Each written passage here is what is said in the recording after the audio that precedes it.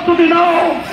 শহীদ আবু সাঈদ যেভাবে ফ্যাসিবাদকে বিতাড়িত করবার জন্য জালেমের বুলেটের সামনে মুখটা টান করে দিয়েছিল, বাংলার মাটিতে আরো আবু সাঈদ আছে না নাই?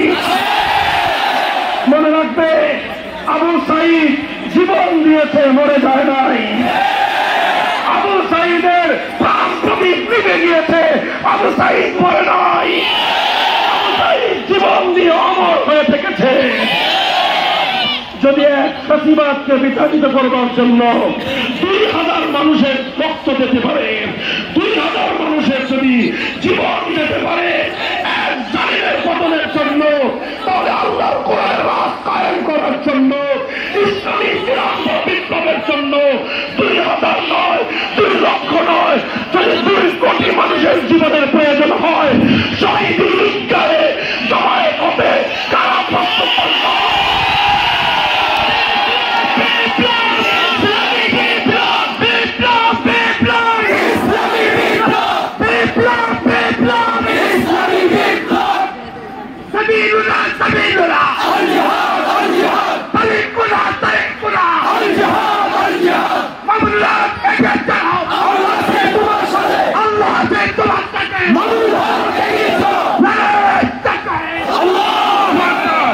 আমরা আমাদের কথা যথা সময়ে বলে রাখলাম, কাজে কেউ যেন এই অজুহাত তুলতে না পারে যে হুজুর আপনারা এত গরম হয়ে গেলেন, আগে তো কিছুই বললেন না।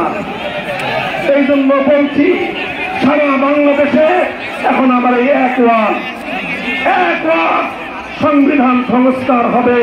মুসলমানদের 100 বছরের প্রাণের দাবি পূরণ করতে হবে। যদি পূরণ করতে রাষ্ট্র ব্যর্থ হয়, এই রাষ্ট্রের ব্যাপারে আমরা সিদ্ধান্ত দেব যে এই রাষ্ট্র নাবালক রাষ্ট্র।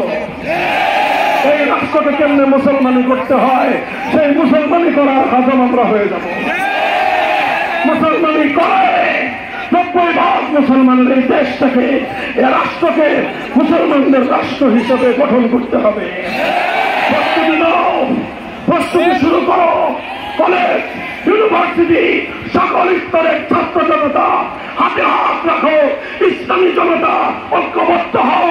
বাংলার মাটি অনিবার্য বিপ্লব হবে, ইসলামী বিপ্লব। বাংলাদেশ হবে ইসলামের বাংলাদেশ। শাসনতন্ত্র হবে ইসলামের শাসনতন্ত্র। সংবিধান হবে আল কোরআনের সংবিধান। রাজনীতি হবে খেলাফতের রাজনীতি। আল্লাহ পাক কবুল করেন, তৌফিক দান করেন। যা বললাম যেন মুখে